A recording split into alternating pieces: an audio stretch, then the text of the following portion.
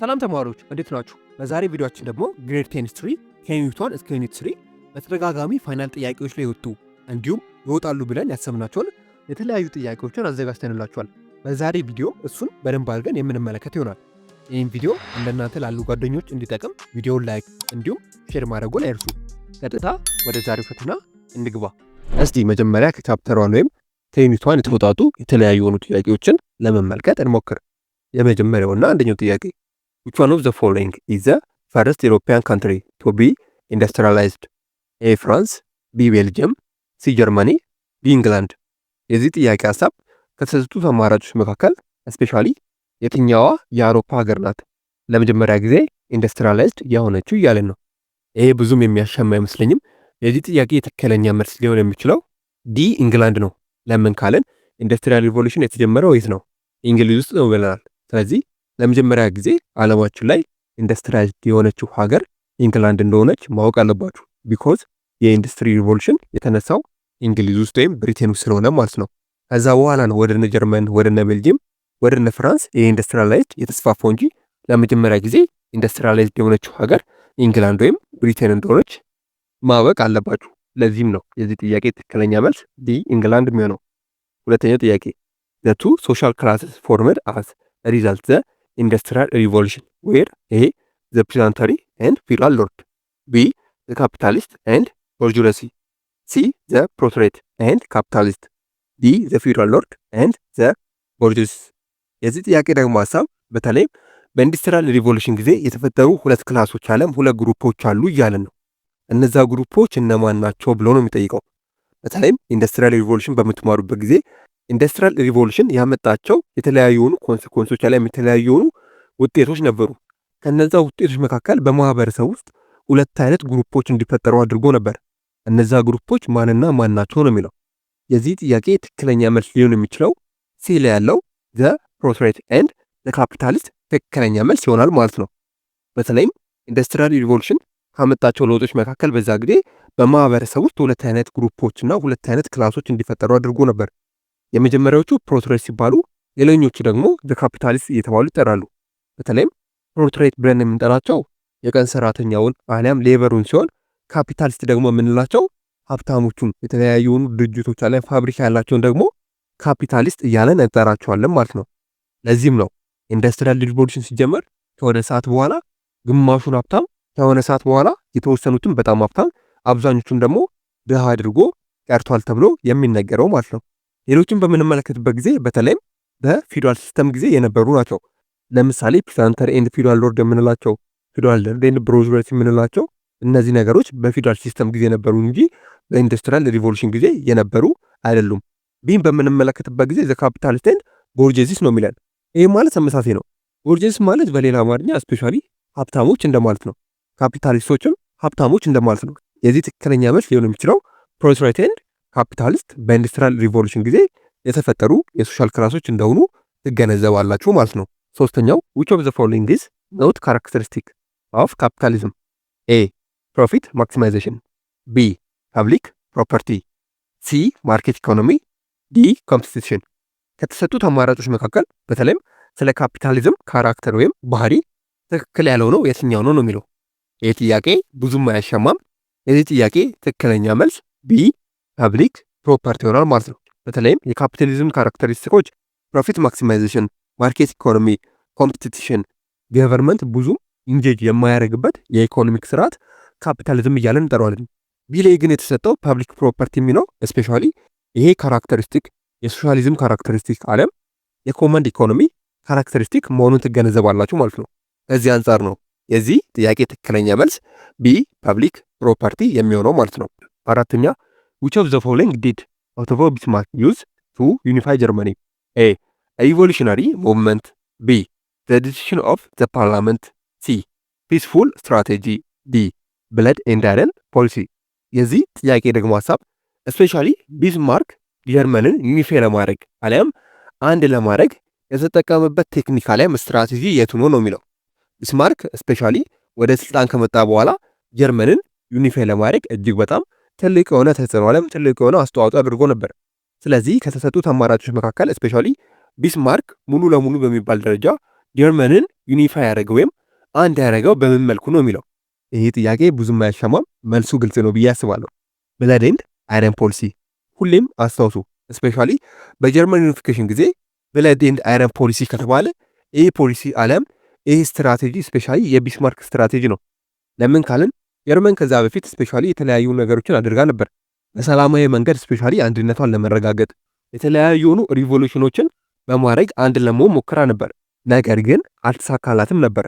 ቢስማርክ ከመጣ በኋላ ግን ፓርላመንቱ የሚወስነውን ውሳኔ ተገቢ አይደለም፣ ማድረግ ያለብን አንድና አንድ ነገር ነው፣ እሱም ብለድ ኤንድ አይረን ፖሊሲ መከተል ነው ብሎ ነበር። ብለድ ኤንድ አይረን ፖሊሲ ምንድን ነው ብለን በምንመለከትበት ጊዜ እንደምታውቁት ብለድ ማለት ምንድን ነው? ደም ነው። አይረን ማለት ደግሞ ስፔሻሊ እንደ መሳሪያ ማለት ነው። ስለዚህ የጀርመንን ዩኒፋይ ማረጋገጥ የምንፈልግ ከሆነ በደማችን ተዋግተን ነው ማረጋገጥ የምንችለው አይነት የሚል ፖሊሲ እንደሆነ ትመለከታላችሁ። ስለዚህ በዚህ መልኩ የዚህ ጥያቄ ትክክለኛ መልስ ብለድ ኤንድ አይረን ፖሊሲ ይሆናል ማለት ነው። ቢስማርክ ጀርመንን አንድ ለማድረግ ስፔሻሊ ብለድ ኤንድ አይረን ፖሊሲን እንደተከተለ ትመለከታላችሁ ማለት ነው። ለዚህም ነው የዚህ ጥያቄ ትክክለኛ መልስ ይህ የሚሆነው። አምስተኛ the two main rival who completed dominate United Germany were A Austria and Prussia, B Prussia and Bohemia, C Bavaria and Austria, D Prussia and Bavaria። ከተሰጡት አማራጮች መካከል በተለይም በጀርመን ዩኒፊኬሽን ጊዜ በጣም ጠንካሮቹ ከተሞች እነማን ነበሩ ወይም ዶሚኔት ያደረጉት ከተሞች እነማን ነበሩ ብሎ ነው የጥያቄ የሚገልጸው። ይሄ ብዙም አያሻማም። የዚህ ጥያቄ መልስ ኦስትሪያ ኤንድ ፕሩሺያ ነው። በተለይም በጀርመን ዩኒፊኬሽን ጊዜ እነዚህ ሁለት ግዛቶች አሊያም ከተሞች በጣም ፓወርፉል የነበሩ ከተሞች ወይም ግዛቶች እንደነበሩ ትመለከታላችሁ ማለት ነው። ስድስተኛ የአሜሪካ ሲቪል ዋር ሪዛልትድ ኢን ኢኳሊቲ ቢትዊን ዋይት ኤንድ ብላክ አሜሪካን፣ ቢ ኢንድ ኦፍ ስሌቨሪ ኢን ዩኤስኤ፣ ሲ ኤክስፓንሽን ኦፍ ፕላንቴሽን ኢኮኖሚ ኢን ዘ ሳውዘርን ፓርት ኦፍ ዘ ዩኤስኤ፣ ዲ ኢንክሪዝ ኦፍ ፖለቲካል ዶሚኔሽን ቱ ዘ ኮንፌደረንሲ። ይህ ጥያቄ ደግሞ እያለን ያለው የአሜሪካ ሲቪል ዋር ከተጠናቀቀው በኋላ ምን አይነት ውጤት አሊያም ምን አይነት ኮንስኮንስ አመጣ ነው የሚለው። እንደምታውቁት የአሜሪካ የእርስ በርስ ጦርነት ከ1861 እስከ 1865 የተደረገ ጦርነት ነበር። ጦርነቱ ከተጠናቀቀ በኋላ ምን አይነት ውጤት አመጣ ነው የሚለው። የዚህ ጥያቄ ትክክለኛ መልስ ሊሆን የሚችለው ቢል ያለው ኢንድ ኦፍ ስሌቨሪ ኢን ዩኤስኤ በአሜሪካ ውስጥ ባህሪያ የሚባል ነገር እንዳይኖር አድርጎ ነበር። ለምን ካልን የአሜሪካ ሲቪል ዋር አሊያም የአሜሪካ እርስ በርስ ጦርነት የተነሳበት ምክንያት ምንድን ነው? ባሪያ መቅረት አለበት፣ ባሪያ መቅረት የለበትም በሚል ነበር በኖርዘርን ስቴት እና በሳውዘርን ስቴት መካከል ጦርነቱ የተደረገው። ፋይናሊ ኖርዘርን ስቴቶች ነበር ያሸነፉት። ኖርዘርን ስቴቶች ማለት በአብርሃም ሊንከን በዛ ጊዜ የሚመሩ የነበሩ ግሩፖች ማለት ነው። እና አብርሃም ሊንከን ደግሞ ባሪያ አያስፈልግም ብለው ሲከራከሩ የነበሩ ግሩፖች እንደሆኑ ትመለከታላችሁ። በዚህም ኖርዘርን ስቴት በማሸነፉ ስፔሻሊ የአሜሪካ ሲቪል ዋር ሪዛልት አለም ውጤቶች ከሆኑት መካከል አንዱና ዋነኛው ነገር በአሜሪካ ውስጥ ስሌቭ አለም ባሪያ የሚባል ነገር እንዲያበቃ አድርጎ ነበር። ይህም በምንመለከትበት ጊዜ ኢኳሊቲ ቢትዊን ዋይት አሜሪካ ኤንድ ብላክ አሜሪካን፣ ይሄ የተሳሳተ ነው። ቢኮዝ እስካሁን ድረስ በነጮችና በጥቁር አሜሪካ መካከል እኩልነት አለ ብሎ ለመናገር ከባድ ስለሆነ ማለት ነው። ሲም በምንመለከትበት ጊዜ ኤክስፓንሽን ፕላንቴሽን ኢኮኖሚ ኢን ዘ ሳውዘርን ፓርት ኦፍ ዩኤስኤ በደንብ አድርጎ ስፔሻሊ ግብርና የሚባለው ነገር የሳውዘርን ፓርት ላይ በደቡባዊ ክፍል የሚገኙ የአሜሪካ ግዛቶች ኢኮኖሚ ነበር ነው የሚለው። አዎ ከጦርነቱ በፊትም እኮ በደቡብ በኩል የሚገኙ የአሜሪካ ግዛቶች ኢኮኖሚያቸው ቤዝ ያደረገው ግብርና ላይ ነበር። ነገር ግን ከጦርነቱ በኋላ አለም ጦርነቱ ሙሉ ለሙሉ ከተጠናቀቀው በኋላ ስፔሻሊ በደቡብ በኩል የሚገኙ የአሜሪካ ግዛቶች በግብርና ላይ ሳይሆን በኢንዱስትሪ ላይ ኢኮኖሚያቸውን ቤዝ ማድረግ ችሎ ነበር። ስለዚህ የተሳሳተ መልስ ነው ማለት ነው። ዲን በምንመለከትበት ጊዜ ኢንክሪዝ ኦፍ ፖለቲካል ዶሚኔሽን ኦፍ ዘ ኮንፌደሬት፣ ይሄ ደግሞ እያለን ያለው ስፔሻሊ ጦርነቱ ከተጠናቀቀ በኋላ ኮንፌደሬት የምንላቸው በሌላ ስማቸው ሳውዘርን ፓርቲ የምንላቸው ነው። እነሱ የፖለቲካ ብልጫ አሳይተዋል ነው የሚለው። በጦርነቱ ተሸንፈዋል። ስለዚህ ምንም አይነት የፖለቲካ ብልጫ አላሳዩም። በእነዚህ መንገድ ነው በተለይም ትክክለኛ መልሱ ቢ ኢንድ ኦፍ ስሌቨሪ ኢን ዩኤስኤ የሚሆነው ማለት ነው። ሰባተኛ ዘ ሊደር ኦፍ ሬድ ሸርት፣ ኤ ጋሪባልዲ፣ ቢ ካሚሎ ካቨር፣ ሲ ቢስማርክ፣ ዲ ጉሴፔ ማዚኒ። ከተሰጡት አማራጮች መካከል በተለይም የሬድ ሸርት መሪ የነበረው የቱ ነው የሚለው። ይህ ጥያቄ ስፔሻሊ ከጣሊያን ዩኒፊኬሽን ጋር የሚገናኝ ጥያቄ እንደሆነ ልብ ማለት አለባችሁ። የሬድ ሸርት አይደለም በተለምዶ የቀዩ ሰራዊት መሪ የነበረው ሰው ከተሰጡት አማራጮች መካከል ማን ነው የሚለው። የዚህ ጥያቄ ትክክለኛ መልስ ጋሪባልዲ ነው። በተለይም ጋሪባልዲ በጣሊያን ዩኒፊኬሽን ጊዜ ትልቅ የሆነ ሚና የተጫወተ ሰው ነበር። ይሄ ሰው ደግሞ የሬድ ሸርት አለም በተለምዶ የቀዩ ሰራዊት የሚባለው መሪ እንደነበረ ትመለከታላችሁ። ለምሳሌ ቢ ካሚሎ ካቨርን በምንመለከትበት ጊዜ ካሚሎ ካቨር የሪቻርድ ሳይሆን ስፔሻሊ የጣሊያን ፕራይም ሚኒስተር እንደነበር ታያላችሁ። ለጣሊያን ዩኒፊኬሽንም እጅግ በጣም ትልቅ የሆነ ሚና የተጫወተ ሰው ነው። ሲም በምንመለከትበት ጊዜ ቢስማርክ ነው። ይህ ሰው ደግሞ ሊተራሊ ከዚህ ጥያቄ ጋር ምንም አይነት ግንኙነት የለውም። ቢኮዝ ቢስማርክ ጀርመናዊ እንጂ ጣሊያናዊ አይደለም። ስለዚህ ሙሉ ለሙሉ ከዚህ ምርጫ አስወጡት። ዲን በምንመለከትበት ጊዜ ጉሴፔ ማዚኒ ነው።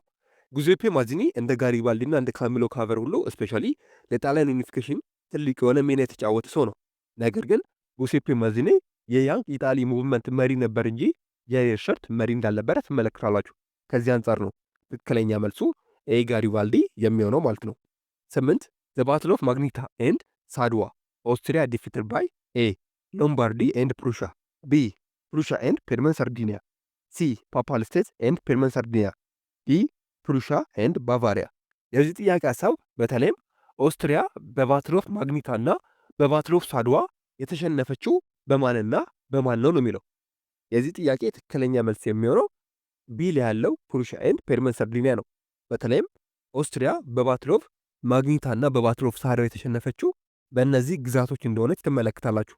ይሄ ማለት ፕሩሻ የምንላት በዛ ጊዜ በጀርመን ዩኒፊኬሽን ጊዜ አንዷ ግዛት የነበረች ናት። ስለዚህ ፕሩሻ በባትል ኦፍ ሳድዋ ላይ በተደረገ ጦርነት ስፔሻሊ ኦስትሪያ ማሸነፍ ችላ ነበር። ወይም በሌላ ስሙ ዘ7 ዊክስ ዋር አሊያም የሰባት ሳምንታቱ ጦርነት በሚባሉ ጦርነት ሙሉ ለሙሉ ኦስትሪያ በፕሩሻ እንደተሸነፈች ታያላችሁ። የተሸነፈችበትን ባትል ዘ ባትል ኦፍ ሳድዋ እየተባለ ይጠራል። ሌላው ደግሞ ዘ ባትል ኦፍ ማግኒታ ነው። ኦስትሪያ በባትል ኦፍ ማግኒታ ደግሞ በፔድመንት ሳርዲኒያ ተሸንፋ ነበር። ፔድመንት ሳርዲኒያ ማለት ስፔሻሊ በዛ ጊዜ በጣሊያን ዩኒፊኬሽን ጊዜ የነበረች አንድ ዋና የነበረች ከተማ ናት አሊያም ግዛት ናት።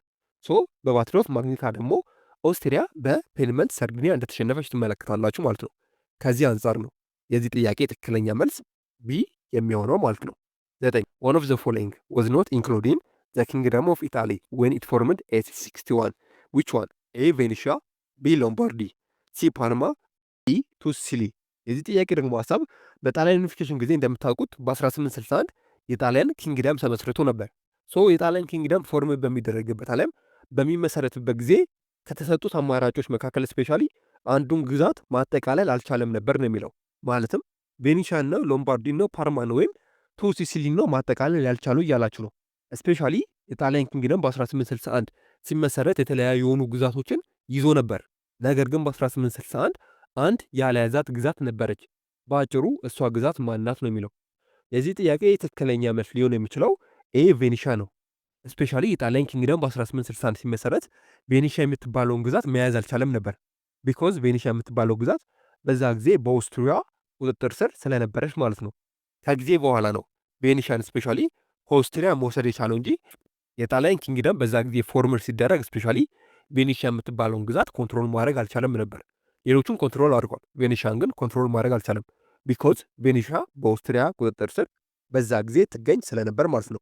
ከዚህ አንጻር ትክክለኛ መልስ ኤ ቬኔሺያ ይሆናል። 10 which of the following true about industrial revolution?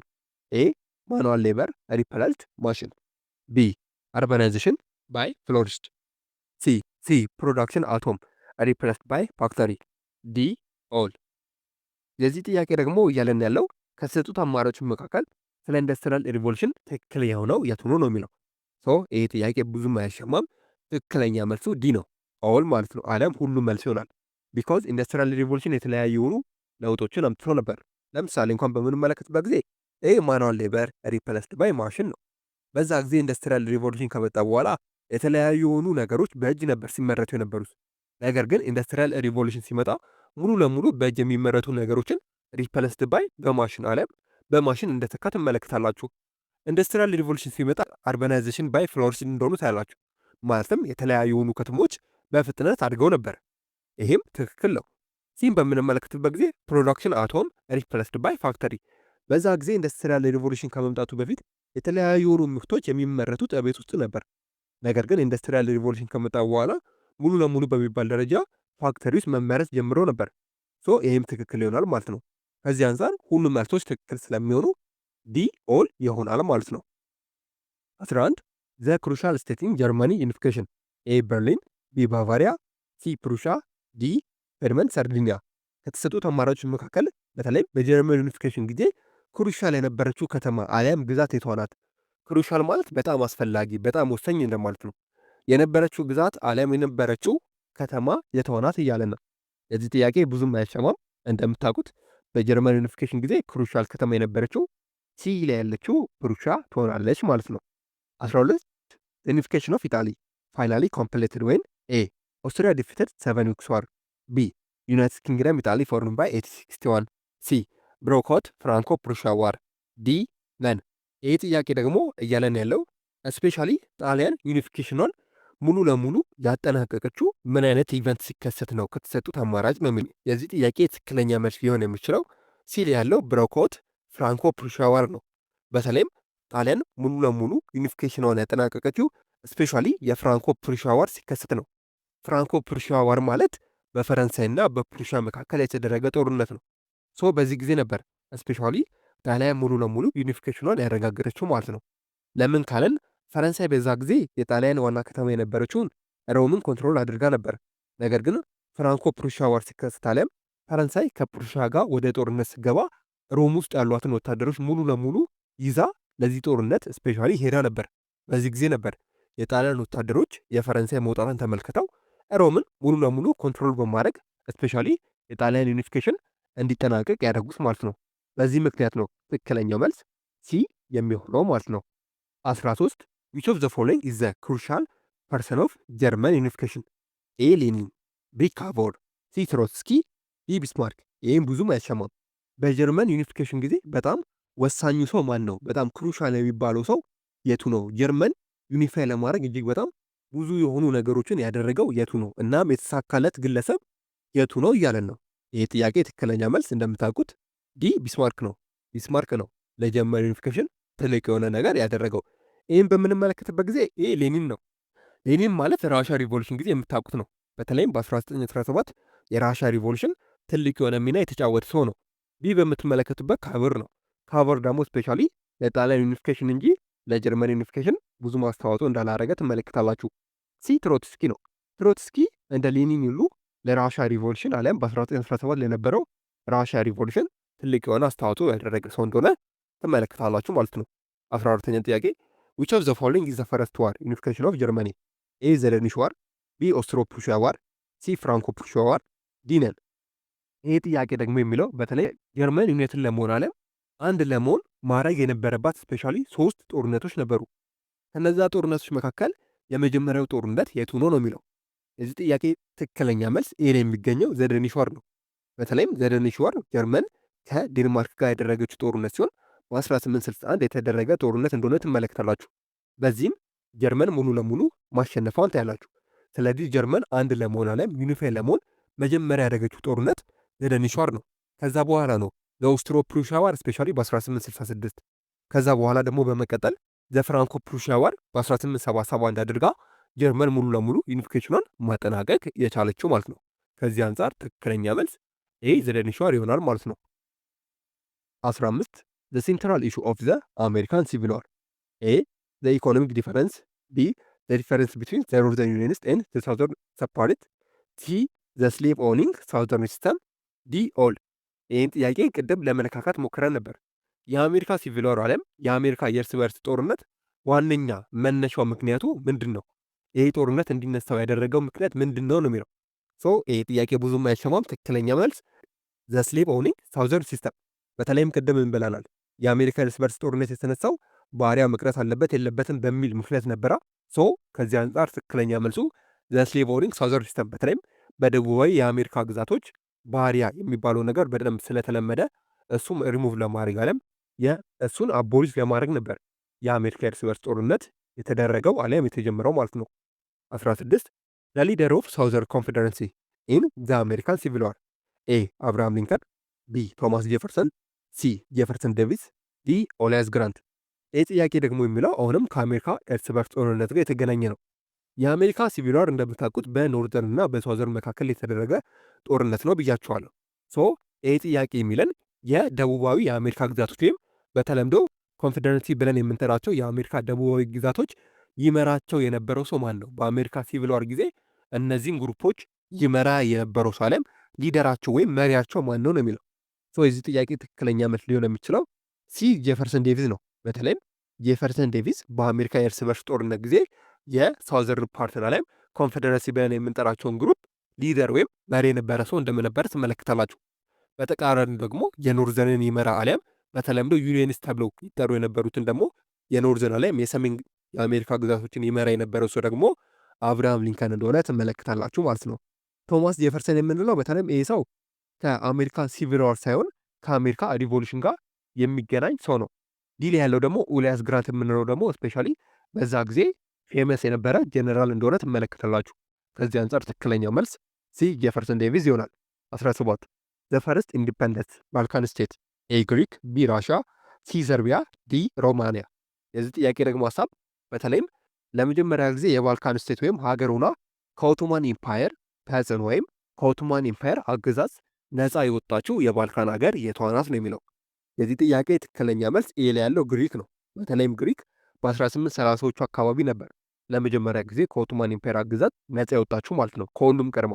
ከዛ በኋላ ነው እነ ሰርቢያ እነ ሮማኒያ የምንላቸው ሀገራት ከኦቶማን ኢምፓየር አገዛዝ ነፃ የወጡት። መጀመሪያ ግን ነፃ የወጣችው የባልካን ሀገር ሆና ከኦቶማን ኢምፓየር አገዛዝ ኤ ግሪክ ወይም ግሪስ እንደሆነች ትመለከታላችሁ ማለት ነው።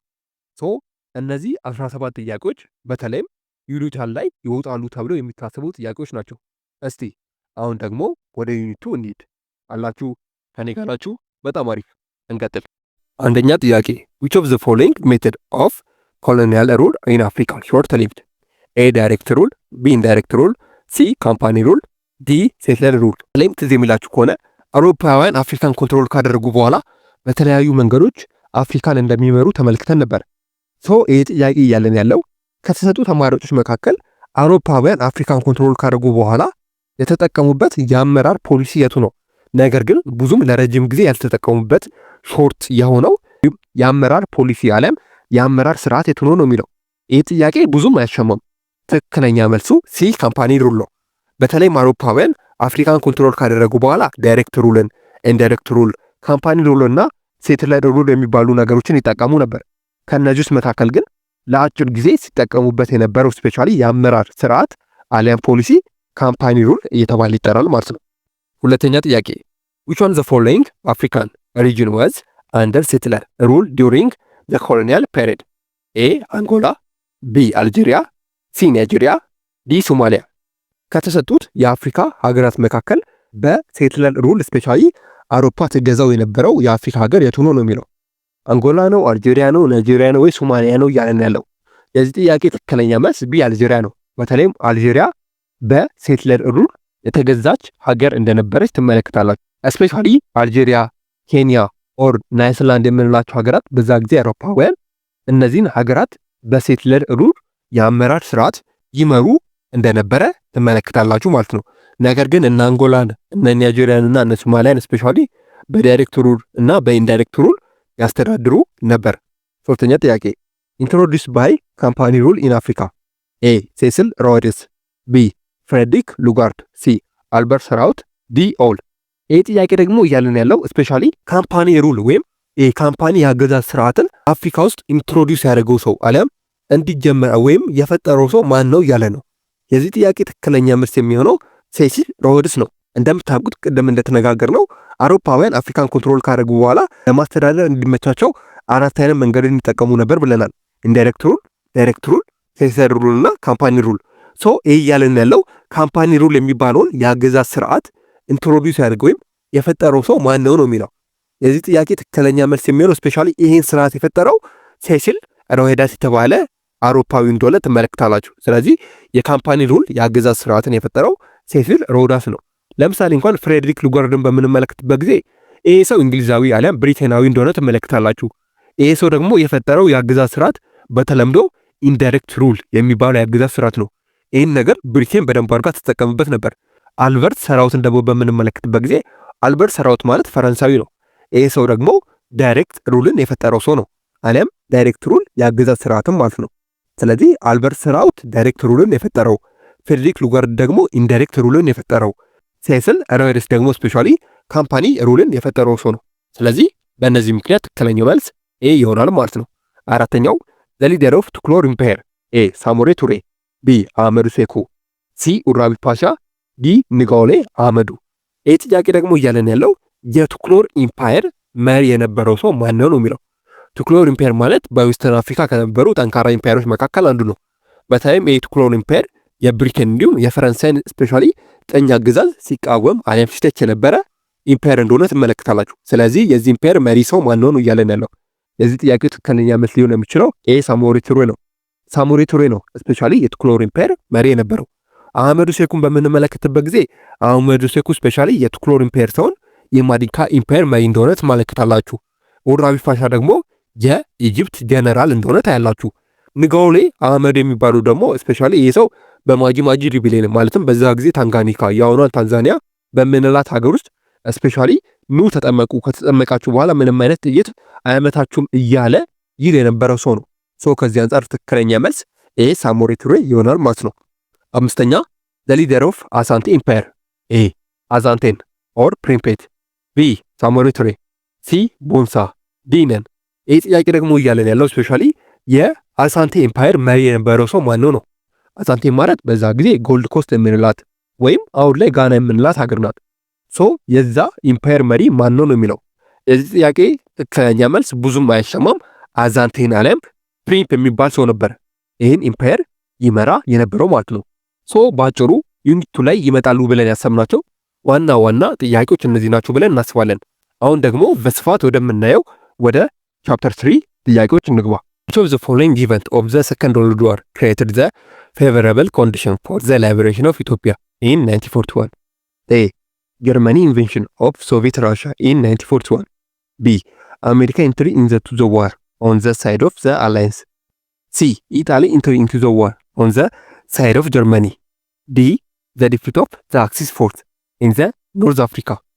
ይህ ጥያቄ እያለን ያለው በተለይም በሁለተኛ የዓለም ጦርነት የትኛው ሁኔታ በ1941 ሲከሰት ነው አለም የትኛው ኢቨንት ሲመጣ ነው ኢትዮጵያ ሙሉ ለሙሉ ከጣሊያን አገዛዝ ነፃ የወጣችው እያለን ነው። እዚህ የሚላችሁ ከሆነ ስፔሻሊ ፋሺስት ጣሊ ድጋሚ ኢትዮጵያን ለመውረር መጥቶ ነበር። ለ5 ዓመትም ኢትዮጵያ እንደቆየ ተመልክተናል። በሁለተኛ የዓለም ጦርነት የትኛው ሁኔታ ሲከሰት ነው በ1941 ሙሉ ለሙሉ ኢትዮጵያ ከጣሊያን አገዛዝ ነፃ የወጣችው እያለን ነው የዚህ ጥያቄ ሐሳብ ማለት ነው። ስለዚህ የዚህ ጥያቄ ትክክለኛ መልስ ሊሆን የሚችለው ሲል ያለው ኢጣሊ ኢንትሩ ኢንቱ ዘ ዋር ኦን ዘ ሳይድ ኦፍ ጀርመኒ። በተለይም በ1941 በሁለተኛ የዓለም ጦርነት ጣሊያን ጀርመንን በመደገፍ ብሪቴን ላይ ፍራንስ ላይ ጦርነት እንዳወጀች ትመለከታላችሁ። በዚህ ጊዜ ነበር ስፔሻሊ ኢትዮጵያ ሙሉ ለሙሉ በሚባል ደረጃ ከጣሊያን አገዛዝ ነፃ የወጣችሁ ማለት ነው። ለምን ካልን በዛ ጊዜ ጣሊያን ብሪቴን ላይ ጦርነት ሲከፍት ጣሊያን ጦርነት ስታውጅ ከጀርመን ጎን በመሰለፍ ስፔሻሊ ብሪቴን ደግሞ ኢትዮጵያ ማገዝ እንደጀመረች ኢትዮጵያ ነፃ እንድትወጣ ከኢትዮጵያ አርበኞች ጋር በመሆን ስፔሻሊ ጣሊያንን እንደተዋጋች ትመለከታላችሁ። በዚህ የተነሳ ነው ኢትዮጵያ ከጣሊያን አገዛዝ በ1941 ሙሉ ለሙሉ በሚባል ደረጃ ነፃ የወጣችሁ ማለት ነው። ሁለተኛ an event which was made pretext for Italy invaded Ethiopia in 1935 was A. the ውጫሌ Treaty, B. the ጽጌ መቀሌ፣ C. Ethiopian admission to the League of Nations, D. the ዋልዋል ኢንሲደንት። ይሄ በጣም ቀላል ጥያቄ ነው፣ ምንም የሚያሸማ አይደለም። በተለይም የትኛው ኢቨንት ነው አለም የትኛው ክስተት ነው ስፔሻሊ ኢትዮጵያ በጣሊያን እንድትወረር ያደረጋት እያለ ነው በ1935 ማለት ነው። የዚህ ጥያቄ ትክክለኛ መልስ ሊሆን የሚችለው ቀላለው ዲል ያለው ዘዋልዋል ኢንሲደንት ስፔሻሊ ይሄ ነገር መፈጠሩ ጣሊያን ኢትዮጵያን እንድትወር እንደ ምክንያት ሆኖ እንዳገለገለ ትመለከታላችሁ። በዚህ ምክንያት ትክክለኛው መልስ ዘዋልዋል ኢንሲደንት ይሆናል ማለት ነው። ቀጣዩ ጥያቄ the event that marked the beginning of the 5 years fascist occupation of Ethiopia. A. appeal Ethiopia to the League of Nations. B. exile Imperial Haile Selassie to Europe. C. defeat of Ethiopian at the Battle of Macho. D. entry of Boriglo into አዲስ አበባ። ይህ ጥያቄ ደግሞ እያለን ያለው በተለይም ከተሰጡት አማራጮች መካከል የትኛው ኢቨንት ነው አሊያም የትኛው ክስተት ሲከሰት ነው ጣሊያን ኢትዮጵያን ሙሉ ለሙሉ ለ5 ዓመት ማስተዳደር የቻለችው የትኛው ክስተት ሲፈጠር ነው እያለን ነው። የዚህ ጥያቄ ደግሞ ትክክለኛ መልስ ሊሆን የሚችለው ዲል ያለው ኢንትሪ ኦፍ ባዶግሎ ኢንቱ አዲስ አበባ። በተለይም ባዶግሎ የጣሊያንን ሰራዊት ይዞ አዲስ አበባ ሲገባ ነበር ስፔሻሊ የጣሊያን አገዛዝ በኢትዮጵያ ውስጥ የጀመረው ማለት ነው። ሌሎችን ግን በምንመለከትበት ጊዜ ለምሳሌ ዲፊት ኦፍ ኢትዮጵያ አት ዘ ባትል ኦፍ ማይጨው፣ እርግጥ ነው በባትል ኦፍ ማይጨው ጣሊያን ኢትዮጵያን አሸንፋ ነበር። ነገር ግን ወደ አዲስ አበባ አልመጣችም ነበር። በሳውዝ ፍሮንት የሚደረጉ የተለያዩ ጦርነቶች ነበሩ። ይሄ ነገር ስፔሻሊ ጣሊያን ኢትዮጵያን እንድትመራ አላረጋትም ነበር። ሌላኛው ደግሞ ኤክሳይል ኃይለሥላሴ ቱ ኢሮፕ። እርግጥ ነው ኃይለሥላሴ ወደ ኢሮፓ ላይ ወደ አውሮፓ ሄደዋል። ነገር ግን ይሄ ነገር የተፈጠረው ስፔሻሊ ባዶግሎ አዲስ አበባ ከመግባቱ 3 ቀናት በፊት አካባቢ ነው። ስለዚህ ይሄም እንደ አማራጭ እንደማይሆን ትመለከታላችሁ። ትክክለኛ መልስ ሊሆን የሚችለው ኤንትሪ ባዶግሎ ኢንቱ አዲስ አበባ። በዛ ጊዜ የጣሊያን ጀነራል የነበረው ጀነራል ባዶግሎ የጣሊያንን ሰራዊት እየመራ በኖርዘርን ፍሮንት ያሉትን ባትሎች በሙሉ በማሸነፍ ልክ አዲስ አበባ ሲገባ ነበር ጣሊያን ኢትዮጵያን ለ5 ዓመት ማስተዳደር የጀመረችው ማለት ነው። በዚህ ምክንያት ትክክለኛ መልሱ ዲ ይሆናል ማለት ነው። ቀጣዩ ጥያቄ the one who died while fighting the Italian in አዲስ አበባ ኤ ራስ ሙሉጌታ፣ ቢ በላይ ዘለቀ፣ ሲ አበራ ካሳ፣ ዲ ባልቻ ሳፎ። የዚህ ጥያቄ ደግሞ ትክክለኛ መልስ ሊሆን የሚችለው ወደ ቀጣዩ ጥያቄ እንሂድ። አላችሁ ከኔ ጋር ናችሁ? የማወራው ነገር ግልጽ ነው? በጣም አሪፍ እንቀጥል። which one the following region capital city combination in Italian East Africa Empire is wrong? ኤ አማራ በገምድር፣ ቢ ሐረር ሐረር፣ ሲ ኦሮሞ ኤንድ ሲዳሞ ጅማ፣ ዲ ኤርትራ ኤንድ ትግራይ አስመራ። የዚህ ጥያቄ ደግሞ ትክክለኛ መልስ ሊሆን የሚችለው ቀጣዩ ጥያቄ during the Graziani massacre the group of that specially targeted was the ኤ የውስጥ አርበኞች፣ ቢ ሮያል ፋሚሊ፣ ሲ ኤዱኬትድ፣ ዲ ክለርጂ። ይሄ ጥያቄ ደግሞ እያለን ያለው በተለይም ትዝ የሚላችሁ ከሆነ የግራዚያኒ ማሳካር አሊያም ፌብሩዋሪ ማሳካር የሚባል ነገር ኢትዮጵያ ውስጥ ተከስቶ ነበር። ፋሺስት ኢጣሊ ኢትዮጵያን ለ5 ዓመት ሲያስተዳድር ማለት ነው። ይሄ ነገር ምንድነው ብለን በምንመለከትበት ጊዜ በተለይም በሁለቱ ኢትዮጵያን ወጣቶች ማለትም በአብርሃም ደሞጭና በሞገስ አስገዶም የተደረገ የግድያ ሙከራ ነበር፣ በተለይም ግራዚያኒን ለመግደል ማለት ነው። ነገር ግን ግራዚያኒ አልሞተም ነበር፣ ግን እንደተጎዳ ትመለከታላችሁ። በዛ ጊዜ የጣሊያን ወታደሮች ለግራዚያኒ እንበቀልለታለን በማለት አዲስ አበባ ውስጥ እጅግ በጣም ብዙ ሰዎችን እንደገደሉ ከምን በላይ በ3 ቀናት ውስጥ ብቻ ከ30,000 በላይ የሚሆኑ ኢትዮጵያውያን እንደተገደሉ ትመለከታላችሁ። ይህን ጊዜ ነው ግራዚያኒ ማሳካር አሊያም ፌብሩዋሪ ማሳካር እያልን የምንጠራው ማለት ነው። በዚህ ጊዜ ስፔሻሊ ጣሊያኖች ታርጌት አድርገው ያጠቋቸው የነበሩት አሊያም ይገሏቸው የነበሩ ግሩፖች እነማን ናቸው አሊያም ቡድኖች እነማን ናቸው ነው እያለን ያለው። የዚህ ጥያቄ ትክክለኛ መልስ ሲ ላይ ያለው ኢንዲኬተር ነው።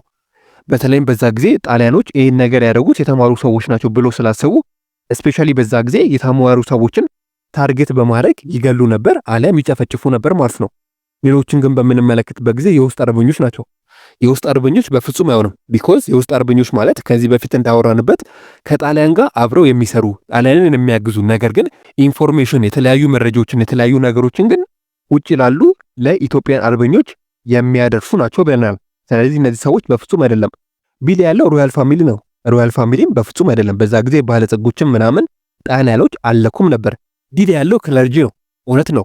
የተወሰኑ የሆኑ ክለርጆችን በዛ ጊዜ ገለዋል። ነገር ግን ሞር ታርጌትድ አሊያም ፎከስ ተደርጎባቸው አልነበረም። ስለዚህ በጣም ታርጌትድ ሆነው ሲገደሉ የነበሩት በዛ ጊዜ የተማሩ ሰዎች አሊያም ኢንዱኬትድ እንደሆኑ ትመለከታላችሁ ማለት ነው። ለዚህ ነው ትክክለኛው መልስ ዲ ኢንዱኬትድ የሚሆነው። ቀጣዩ ጥያቄ the commander of the Italian army in the southern front ኤ ግራዚያኒ፣ ቢ ዲቦኖ፣ ሲ ባዶግሎ፣ ዲ ኢምበርቶ። ይህ ጥያቄ ደግሞ እያለን ያለው በተለይም የትኛው የጣሊያን ኮማንደር ነው በደቡብ በኩል የሚገኘውን ስፔሻሊ የጣሊያን አርሚ ሲመራ የነበረው እያለን ነው። ይሄ በጣም ቀላለው። ኤ ላይ ያለው ግራዚያኒ ነው። ትዝ የሚላችሁ ከሆነ ጣሊያን ኢትዮጵያ ስትወር ለሁለተኛ ጊዜ በሰሜንና በደቡብ በኩል የተለያዩ የሆኑ ፍሮንቶች ነበሩ። አንዱ የደቡብ ፍሮንት ነው። ይህ ፍሮንት ደግሞ ይመራው የነበረው የጣሊያን ጀነራል ስፔሻሊ ግራዚያኒ እንደሆነ ትመለከታላችሁ። ዲቦኖ የሚባለው ቢል ያለው በሰሜን በኩል የነበረ ነው።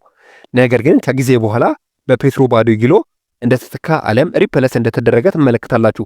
ቀጣዩ ጥያቄ the event that marked the beginning of the second phase of the patriotic resistance movement A the Walwal incident, B the February massacre, C the defeat of the Black Lion organization, D the death of አቡነ ጴጥሮስ። ይህ ደግሞ ጥያቄ እያለን ያለው የትኛው ክስተት ነው ወይም የትኛው ኢቨንት ነው አሊያም የትኛው ሁኔታ ነው በተለይም ሁለተኛው የአርበኞች ሙቭመንት እንዲነሳ ያደረገው በኢትዮጵያ ውስጥ እያለን ነው። ስለዚህ የሚላችሁ ከሆነ ፋሺስት ጣሊ ኢትዮጵያን በሚገዛበት ጊዜ ሁለት አይነት ፓትሪዮቲክ ሬዚስታንስ ነበሩ። ማለትም ፈርስት ፌዝ እና ሰከንድ ፌዝ ተብሎ በሁለት ይከፈላል። የመጀመሪያ ደረጃና ሁለተኛ ደረጃ እንደማለት ነው። ይህ ጥያቄ ደግሞ እያለን ያለው ሁለተኛው ፓትሪዮቲክ ሬዚስታንስ የሚባለው ነገር እንዲነሳ አለም ቢግኒንግ እንዲያደርግ ምን አይነት ኢቨንት አለም ምን አይነት ሁኔታ ሲከሰት ነው ሁለተኛው ፓትሪዮቲክ ሬዚስታንስ አለም ሁለተኛው ፌዝ የጀመረው እያለን ነው። የዚህ ጥያቄ ትክክለኛ መልስ ሊሆን የሚችለው ቢ ላይ ያለው የፌብሩዋሪ ማሳካር ነው። ቅድም እንደተመለከትነው ግራዚያኒ ላይ ጥቃት ከተፈጸመ በኋላ ጣሊያኖች የተለያዩ ሰዎችን ገለው ነበር። ከዚህ ጊዜ በኋላ ነበር ሁለተኛው ፓትሪዮቲክ ሬዚስታንስ አለም ሰከንድ ፌዝ የሚባለው የአርበኞች ሙቭመንት የተነሳው ማለት ነው። ስለዚህ የፌብሩዋሪ ማሳካር ስፔሻሊ ሰከንድ ፌዝ ፓትሪዮቲክ ሬዚስታንስ እንዲጀመርና እንዲቀጣጠል ያደረገ ኢቨንት ወይም ክስተት እንደነበረ ትመለከታላችሁ ማለት ነው። ወደ ቀጣዩ ጥያቄ እንለፍ። The patriotic movement during the 5 years Italian occupation was strong in A. ትግራይ B. ጎንደር C. አፋር D. ወለጋ።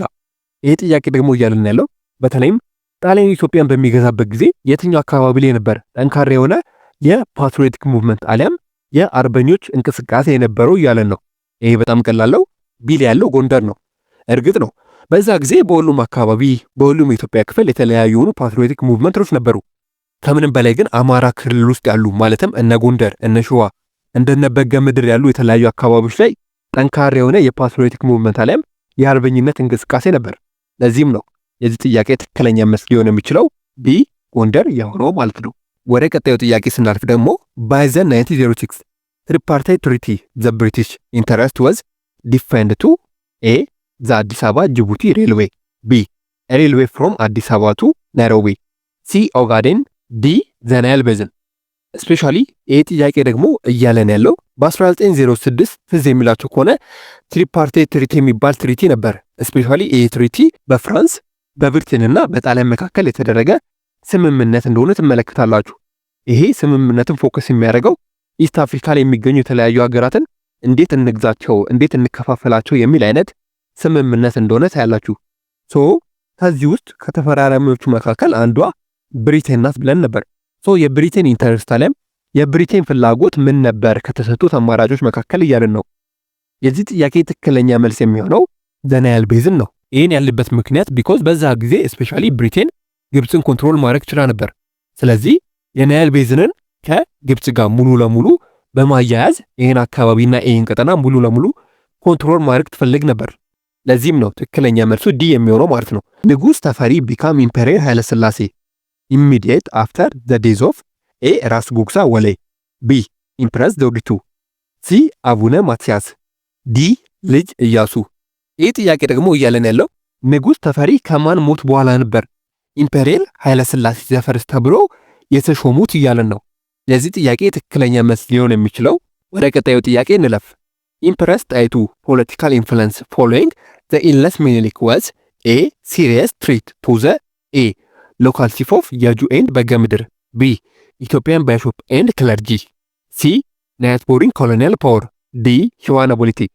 ይህ ጥያቄ ደግሞ እያለን ያለው በተለይም አጼ ሚኒሊክ ከታመሙ በኋላ የኢምፕረስ ጣይቱ ማለትም የባለቤታቸው የጣይቱ የፖለቲካል ፓወር ኢንፍሉዌንስ የማድረግ አቅም በጣም እየጨመረ ነበር ብለናል።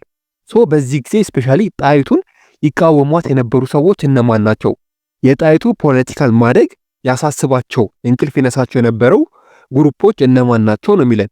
ይሄ በጣም ቀላል ነው፣ ምንም የሚያሸማ ጥያቄ አይደለም። ዲ ያለው ሸዋ ኖቢሊቲ ነበሩ።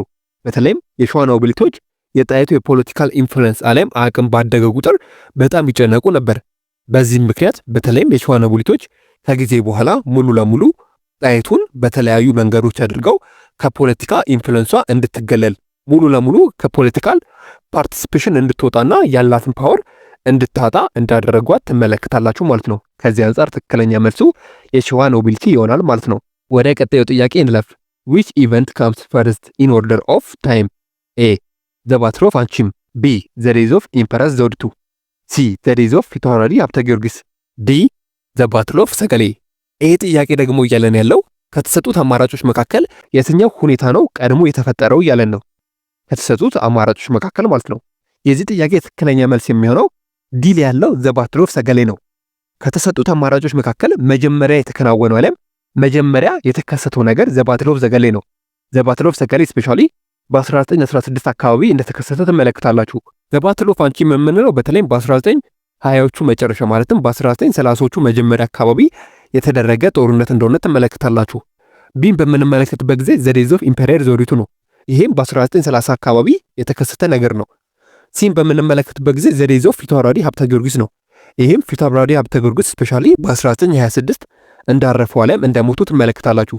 ከዚህ አንጻር ከነዚህ መካከል ቀድሞ የተፈጠረው ዘ ባትል ኦፍ ሰገሌ እንደሆነ ታያላችሁ ማለት ነው። ወደ ቀጣዩ ጥያቄ እንለፍ። ዲሪንግ ዘ ዲያርኪ ኢን ኢትዮጵያ ሂስትሪ ራስ ተፈሪ ወዝ ሊደር ኦፍ ኤ ሸዋ ኖቤልቲ፣ ቢ ዘ ትራዲሽናሊስት፣ ሲ ዘ ኮንዘርቫቲቭ፣ ዲ ዘ ፕሮግሬሲቭ። ይህ ጥያቄ እጅግ በጣም ቀላል ጥያቄ ነው። ጥያቄው እያለን ያለው በኢትዮጵያ ታሪክ ውስጥ ከ1916 እስከ 1930 አካባቢ ምን እየተባለ ይጠራል? ዲያርኪ እየተባለ ይጠራል። ቢኮዝ ዘውዲቱና ኃይለሥላሴ አንድ ላይ በመሆን ኢትዮጵያን ሲያስተዳድሩ በመኖራቸው ማለት ነው። ሶ ይህ ጥያቄ ደግሞ እያለን ያለው በዚህ ጊዜ ውስጥ አለም በዚህ ፔሪድ ውስጥ ኃይለሥላሴ ወይም ራስ ተፈሪ የማን መሪ ነበሩ ነው የሚለው። የማን መሪ ነበሩ? ኤግዛክትሊ ዲ ላይ ያለው ፕሮግሬሲቭ። በተለይም ፕሮግሬሲቭ የሚባለው ግሩፕ አለም ተራማጅ የሚባለው ግሩፕ የራስ ተፈሪ ግሩፕ እንደሆነ ይህን ግሩፕም በተለይም ራስ ተፈሪ ራሳቸው እንደሚመሩት የምታዩና የምትመለከቱ ነው። ወደ ቀጣዩ ጥያቄ እንለፍ። ዱሪንግ ዘ ዲያርኪ ኢትዮጵያን ሂስትሪ ዘ ሰፖርት ኦፍ ዘውዲቱ ዌር ኮልድ ኮንዘርቫቲቭ ኦር ትራዲሽናሊስት ቢኮዝ ዘይ ኦፖዝድ ኤ ዘ ግሮዊንግ ፓወር ራስ ተፈሪ፣ ቢ ኤኒ ፎርም ኦፍ ሞደርናይዜሽን ኤንድ ፕሮግረስ፣ ሲ ዘ ኤግዚስቲንግ ፖለቲካል ሲስተም፣ ዲ ዘ ኢመርጂንግ ኮሜርሻል ክላስ። ይህ ጥያቄ ደግሞ እያለን ያለው ትዝ የሚላችሁ ከሆነ በዲያርኪ ፔሪድ ውስጥ አሁንም ደግመን እናንሳው ከ1916 እስከ 1930 በኢትዮጵያ ታሪክ ውስጥ ሁለት ግሩፖች ነበሩ። እነዚህ ሁለት ግሩፖች ኮንዘርቫቲቭ እና ፕሮግሬሲቭ ይባላሉ። ኮንዘርቫቲቭ የሚባለው ስፔሻሊ የዘውዲቱ ግሩፕ ሲሆን ፕሮግሬሲቭ ደግሞ የሚባለው አሁን እንዳየነው የተፈሪ ግሩፕ ነው። ሶ ለምንድን ነው ኮንዘርቫቲቭ ግሩፖች ስፔሻሊ የፕሮግሬሲቭ አለም የተፈሪን ግሩፕ ይቃወሙ የነበረው? ለምንድን ነው ኦፖዝድ ያደረጉት የነበረው? ለምንድን ነው እያለን ነው። የዚህ ጥያቄ ትክክለኛ መልስ የሚሆነው ቢ ላይ ያለው ኤኒ ፎርም ኦፍ ሞደርናይዜሽን ኤንድ ፕሮግረስ። በተለይም ፕሮግሬሲቭ የምንላቸው ግሩፕ ላይ በተፈሪ ወይም በኃይለሥላሴ የሚመራ የነበረው ግሩፕ ስፔሻሊ ተራማጅ ነው። ተራማጅ ማለት የተለያዩ ነገሮችን ቶሎ ቶሎ የሚፈጠር የተለያዩ ነገሮችን ቶሎ ቶሎ የሚያመጣ ከቴክኖሎጂ ጋር ቅርብ የሆነ ከተለያዩ የአውሮፓ ሀገራቶች ጋር የተለያዩ የሆኑ ግንኙነቶችን የሚያደርግ አይነት ተራማጅ የሆነ ግሩፕ እንደሆነ ትመለከታላችሁ። ይህን ነገር ደግሞ ኮንዘርቫቲቮች አሊያም የዘውዲቱ ግሩፖች ወይም ወግ አጥባቂዎቹ ግሩፖች አልወደዱትም ነበር። ለዚህም ነው ስፔሻሊ የተፈሪን ግሩፕ አሊያም ፕሮግሬሲቭ ግሩፕን በደንብ አድርገው የሚቃወሙት ማለት ነው። ከዚህ አንጻር ትክክለኛው መልስ ቢ ይሆናል ማለት ነው። which one the following was a major taken by ልጅ ኢያሱ? a abolition of tradition ሌባ ሻይ and ቋረኛ፣ b a land reform of in favor in the present፣ c introduction of new tax system፣ d establishment banking system። ከተሰጡት አማራጮች መካከል በልጅ ኢያሱ ጊዜ ልጅ ኢያሱ ያሻሻለው ነገር የትኛው ነው እያለ ነው። ይሄ ጥያቄ ትክክለኛ መልስ ሊሆን የሚችለው ኤ ላይ ያለው አቦሊሽን ኦፍ ትራዲሽን ኦፍ ሌባ ሻይ ኤንድ ቋረኛ። በተለይም ልጅ ኢያሱ ወደ ስልጣን ከመጣ በኋላ ስፔሻሊ በኢትዮጵያ ውስጥ ሌባ ሻይና ቋረኛ የሚባሉ የህግ ስርዓቶች ነበሩ። እነዚህ የህግ ስርዓቶች ባህላዊ የህግ ስርዓቶች እንደነበሩ ትመለከታላችሁ። ልጅ ኢያሱ ወደ ስልጣን ከመጣ በኋላ ስፔሻሊ እነዚህን ነገሮች ሙሉ ለሙሉ ሪሙቭ እንዳደረገ አሊያም እንዳስወገደ የምትመለከቱ ይሆናል። ከዚህ አንጻር ትክክለኛው መልስ ኤ ይሆናል። which of the following is not among the battle fought by ካሳ ኃይሉ? ኤ አይሻል፣ ቢ ደራስጌ፣ ሲ ዋድ ካልቱ፣ ዲ ጎርጎራ ብሸን። ስፔሻሊ ኤ ጥያቄ እያለን ያለው በተለይም ከተሰጡት አማራጮች መካከል ካሳ ኃይሉ ወይም ኢምፔሪየር ቴዎድሮስ የምንለው ሰው ከተሰጡት አማራጮች መካከል የትኛው ባትል ላይ ነው ያልተፋለመው? ከተሰጡት አማራጮች መካከል አንዱ ባትል ላይ ካሳ ኃይሉ ምንም አይነት ጦርነት አላደረገም እያለን ነው። የዚህ ጥያቄ መልስ እጅግ በጣም ቀላል ነው። ትክክለኛው መልስ ሲ ላይ ያለው ዋድ ካልቱ ነው። ስፔሻሊ ከተሰጡት አማራጮች መካከል ካሳ ኃይሉ ምንም አይነት ጦርነት ያልገጠመበት ባትል ዋድ ካልቱ እየተባለ ይጠራል። ለምሳሌ እንኳን ኢ ቢና ዲን በምንመለከትበት ጊዜ ካሳ ኃይሉ ጦርነት የገጠመባቸው ባትሎች ነው። እዚህ የሚላችሁ ከሆነ ዘ ባትል ኦፍ አይሻል ላይ ካሳ ኃይሉ ከራስ አሊ ጋር ጦርነት ገጥሞ ነበር። በዛም ጦርነት አሸንፏል። ቢም በምንመለከትበት ጊዜ ደግሞ ዘ ባትል ኦፍ ደራስጌ ነው። ዘ ባትል ኦፍ ደራስጌ ላይም ትዝ የሚላችሁ ከሆነ ካሳ ኃይሉ በዛ ጊዜ ከሰሜን ገዢ ወይም አስተዳዳሪ ከነበረው ጋር ከደጃዝማች ውቤ ጋር ጦርነት ገጥሞ ነበር። በዚህ ጦርነትም ካሳ ኃይሉ እንዳሸነፈ ትመለከታላችሁ። ዲ በምንመለከትበት ጊዜ ጎርጎራ ብሸን ነው። ጎርጎራ ብሸንም ስፔሻሊ ካሳ ኃይሉ በዛ ጊዜ ከብሩ አሊጋዝና ከሌሎች መኳንንቶች ጋር ያደረገው ጦርነት ነው። ሶ ይሄንም ጦርነት ካሳ ኃይሉ በዛ ጊዜ አሸንፎ ነበር። ስለዚህ እነዚህ ባትሎች ላይ ስፔሻሊ ካሳ ኃይሉ ጦርነት አድርጎ ነበር። ጦርነት ያላደረገበት ቦታ አሊያም ባትል ዋድ ካልቱ እየተባለ ይጠራል ማለት ነው። ስለዚህ ትክክለኛው መልስ የዚህ ሲ ይሆናል። ሁለተኛ ጥያቄ which of the following chronological order is correct about the battle fought by ካሳ ኃይሉ from the earliest to latest? A አይሻል፣ ደራስጌ፣ ጎርጎራ ብሸን፣ ጉራምባ። B ጉራምባ፣ አይሻል፣ ደራስጌ፣ ጎርጎራ ብሸን። C ደራስጌ፣ ጎርጎራ ብሸን፣ ጉራምባ፣ አይሻል። D ጉራምባ፣ ጎርጎራ ብሸን፣ አይሻል፣ ደራስጌ። በተለይም ይህ ጥያቄ እያለን ያለው ትዝ የሚላችሁ ከሆነ ካሳ ኃይሉ ቴዎድሮስ ተብሎ ከመጠራቱ በፊት በተለይም ማድረግ የነበረበት 4 ወሳኝ ባትሎች ነበሩ። እነዛ 4 ባትሎችን በቅደም ተከተል አስቀምጡ ነው የሚለው፣ ወይም በስርዓት የተቀመጠው የቱ ነው? ቴዎድሮስ መጀመሪያ የትኛውን ባትል ያደረገ፣ ከዛ በኋላ የትኛውን አደረገ፣ ከዛ የትኛውን አደረገ? በቅደም ተከተል የተቀመጠው ትክክለኛው ባትል የቱ ነው እያለን ያለው። የዚህ ጥያቄ ትክክለኛ መልስ ሊሆን የሚችለው ዲል የተቀመጠው ጉራምባ፣ ጎርጎራ ብሸን፣ አይሻልና ደራስጌ ነው። ስፔሻሊ ካሳ ኃይሉ ኢምፔሪየር ቴዎድሮስ ከመባሉ በፊት እነዚህን ባትሎች በቅደም ተከተል አድርጓል። ትዝ የሚላችሁ ከሆነ ጉራምባ ላይ ስፔሻሊ በዛ ጊዜ ከጎጃም አስተዳዳሪ ከነበረው ከጎሹ ዘውዴ ጋር፣ ጎርጎራ ብሸን ላይ ደግሞ ቅድም እንዳለው ከብሩ አሊጋዝና ከሌሎች መኳንንቶች ጋር፣ አይሻል ላይ ደግሞ በተለይም ከራስ አሊ ጋር፣ እንዲሁም ደራስጌ ላይ ደግሞ ከደጃዝማች ውቤ ጋር ጦርነቶችን አድርጎ ሁሉንም ጦርነቶች ማሸነፍ ችሎ ነበር። ስለዚህ ቴዎድሮስ ያደረጋቸው ጦርነቶች በቅደም ተከተል ሲቀመጡ መጀመሪያ ጉራምባ ላይ፣ ቀጥሎ ጎርጎራ ብሸን፣ ቀጥሎ ደግሞ አይሻል እንዲሁም በመጨረሻ ደራስጌ ላይ ነው ጦርነቶችን በቅደም ተከተል ያደረገው ማለት ነው። ኤ ቢ እና ሲን በምትመለከቱበት ጊዜ እርግጥ ነው ካሳ ኃይሉ እነዚህ ቦታዎች ላይ ስፔሻሊ ጦርነቶች አድርጓል። ነገር ግን በቅደም ተከተል ሲቀመጥ ትክክለኛ አቀማመጥ የሚሆነው ከጉራምባ ወደ ጎርጎራ ብሸን፣ ከጎርጎራ ብሸን ወደ አይሻል፣ ከአይሻል ደግሞ ወደ ደራስጌ እየሄደ ነው ማለት ነው ጦርነቶችን ያደረገው። ስለዚህ ትክክለኛ መልስ ዲ ይሆናል።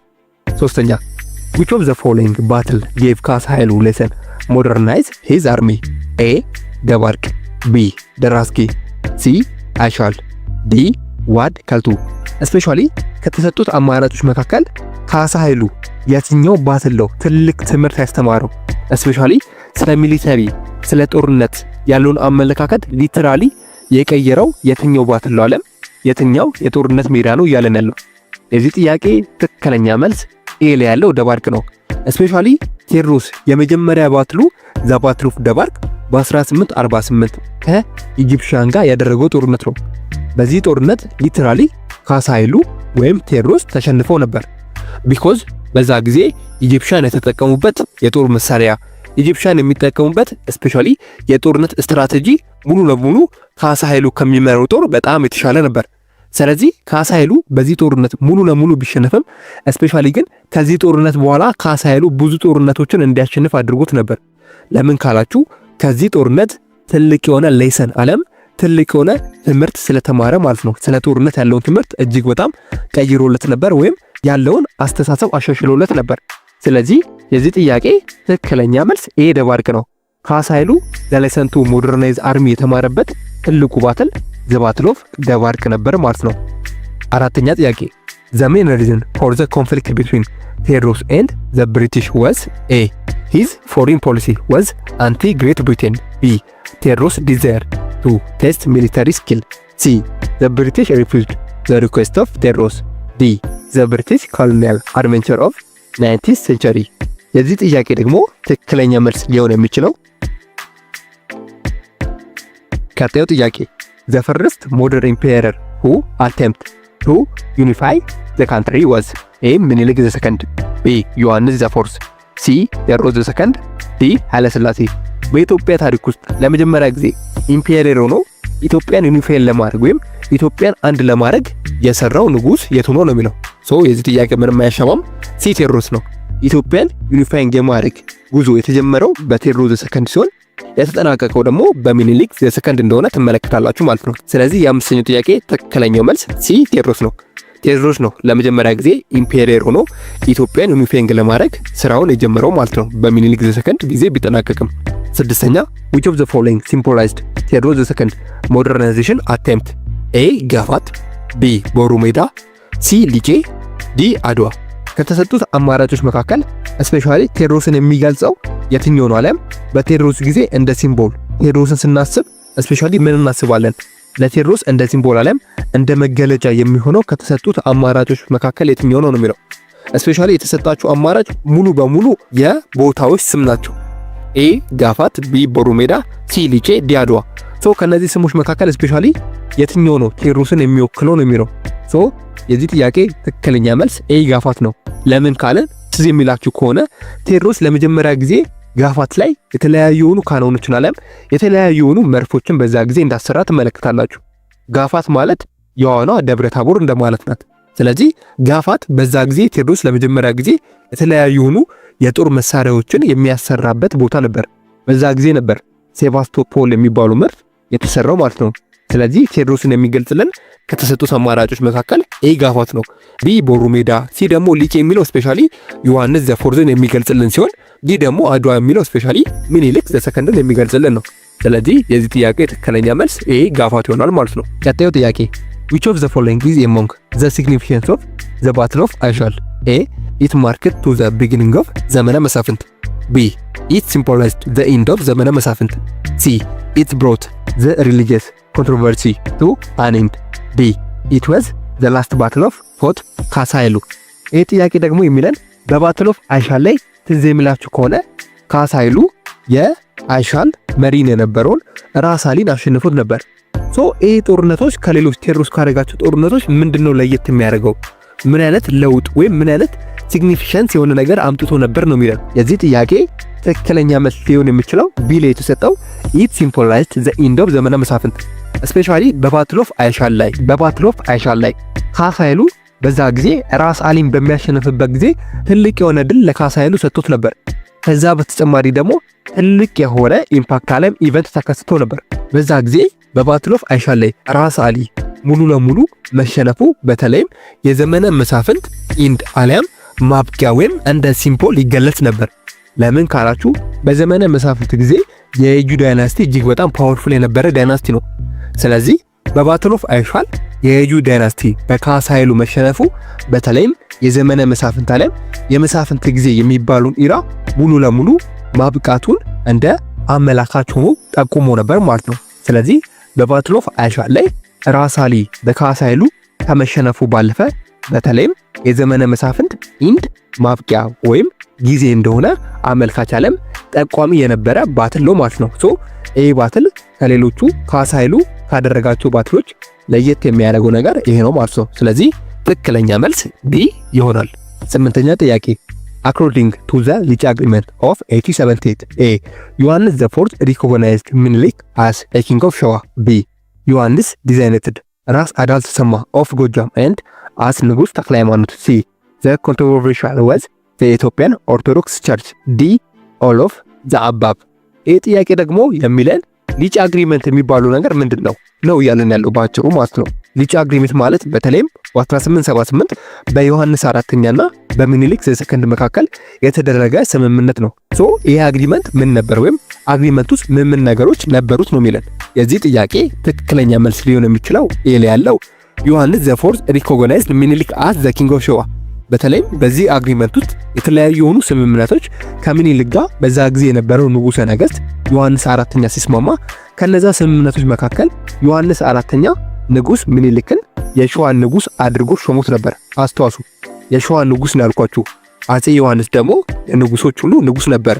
ስለዚህ ትክክለኛ መልስ ኤ ነበር። በሊቼ አግሪመንት ውስጥ በዛ ጊዜ ከተካተቱ ነገሮች መካከል ሚኒሊክ ለዮሐንስ እንዲገብርለት፣ ከምንም በላይ ደግሞ ሚኒሊክ በዛ ጊዜ በድብቅ ከውጪ ሀገራት ጋር የሚያደርገውን ግንኙነት ሙሉ ለሙሉ እንዲያቋርጥ የሚያደርግ ስምምነት ነበር ማለት ነው።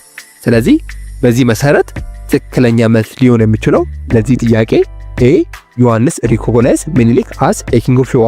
አፄ ዮሐንስ ሚኒሊክን የሸዋ ንጉስ አድርጎ ሪኮግናይዝ አድርጎት ነበር አሊያም ሾሞት ነበር ማለት ነው።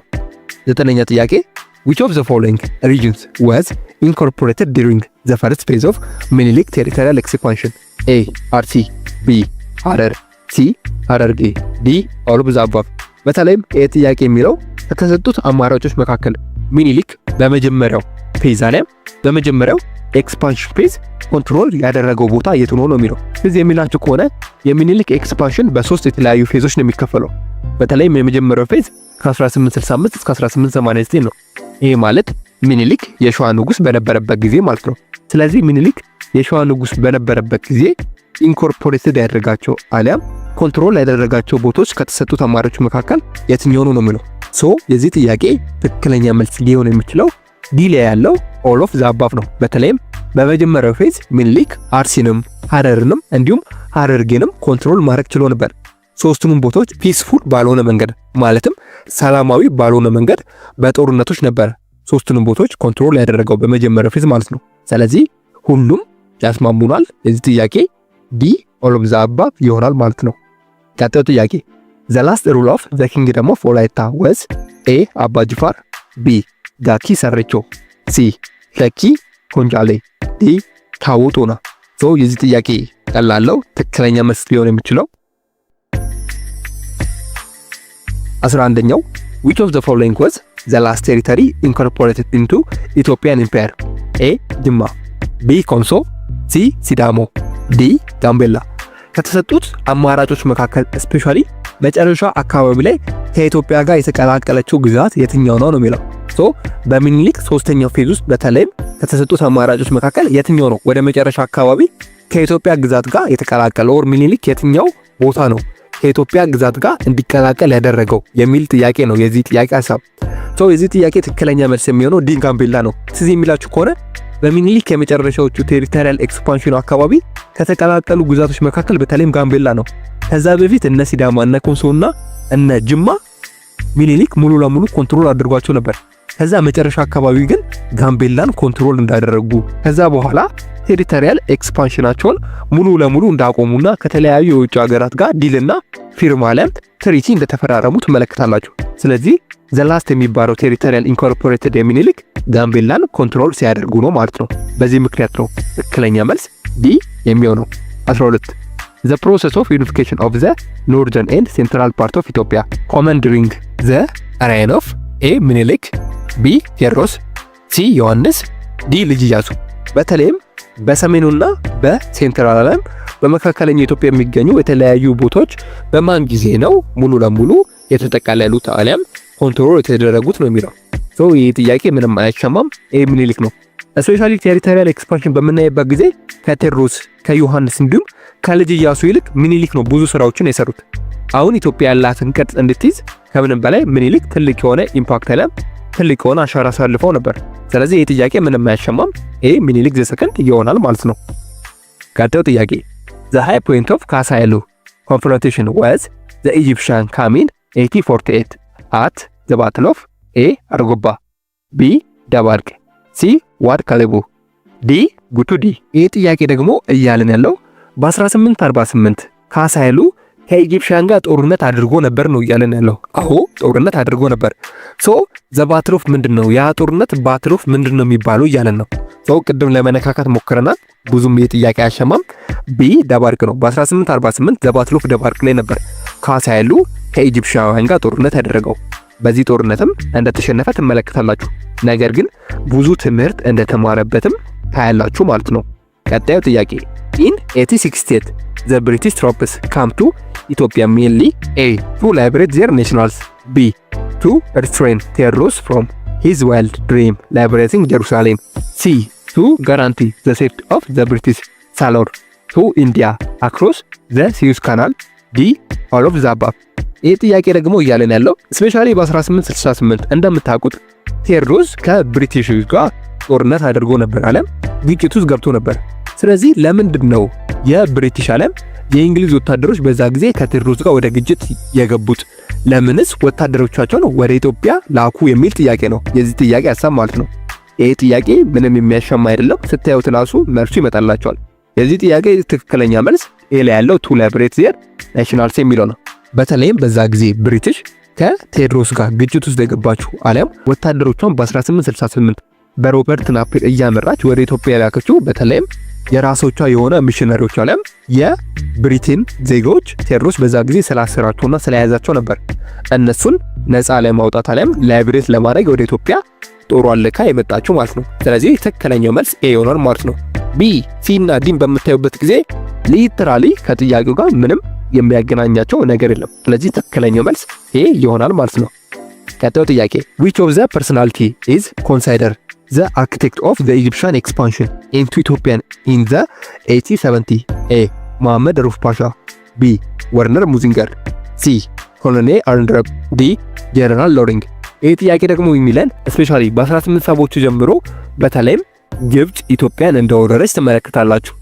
ከአንድም ሁለት የመጣ በባትል ኦፍ ጉንደትና በባትል ኦፍ ጉራሬ ሙሉ ለሙሉ ኢትዮጵያውያን እንዳሸነፉም ታውቃላችሁ።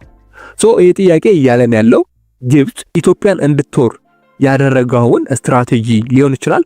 የጦርነቱን ሁኔታ ማን ነው ያዘጋጀው ነው የሚለው። የዚህ ጥያቄ ትክክለኛ መልስ እጅግ በጣም ቀላል ነው። መሐመድ ሩፍ ፓሻ ነበር ግብፅ ኢትዮጵያን እንድትወር የተለያዩ የሆኑ የጦርነት ስትራቴጂዎችን እና በተለይም ይህን ጦርነት አርክቴክት ሲያደርግ የነበረው ወይም ይህን ጦርነት የነደፈው ወይም ሲነድፍ የነበረው መሐመድ ሩፍ ፓሻ ነበር።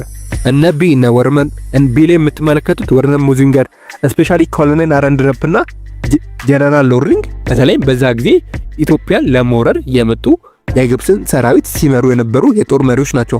ነገር ግን ይህን ጦርነት ዲዛይን ያደረገው ሰው መሐመድ ሩፍ ፓሻ ነበር ማለት ነው። ቀጣዩ ጥያቄ ባይ ዘ ትሪቲ ኦፍ አድዋ አፍተር ዘ ፕሌስ ኦፍ ዌር ኢት ዋዝ ሳይንድ ኦር ዘ ሂወት ትሪቲ። ኤ ዘ ብሪቲሽ አግሪ ሪስቶር ቦኮስ ቱ ኢትዮጵያ፣ ቢ ዘ ብሪቲሽ አግሪ ቱ ጊቭ ኢትዮጵያ ፍሪ ዩዝ ዘ ፖርት ኦፍ ምጽዋ፣ ሲ ዮሐንስ አግሪ ቱ ፋሲሊቴት ዘ ኢቫኩዌሽን ኦፍ ዘ ኢጂፕሽያን ትሮፕስ ትራፕድ ኢን ኢስተርን ሱዳን፣ ዲ ኦል ኦፍ ዘ አባቭ። ይህ ጥያቄ ደግሞ እያልን ያለው እዚህ የሚላችሁ ከሆነ ዮሐንስ በዛ ጊዜ ከብሪቴን ጋር አሊያም ከኢጂፕሽያን ጋር አንድ ስምምነት አድርጎ ነበር።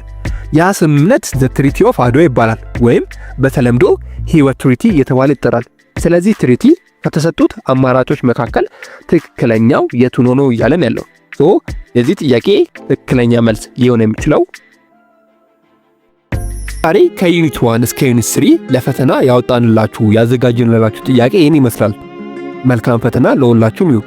ይህን ጥያቄ ማግኘት የምትፈልጉ ከሆነ ቴሌግራም ቻናላችን ላይ ለቀንላችኋል። የቴሌግራም ቻናላችንን ሊንክ ስፔሻሊ ዲስክሪፕሽን ላይ ወይም የኮሜንት የመጀመሪያ ሳጥን ላይ የምናስቀምጥላችሁ ይሆናል።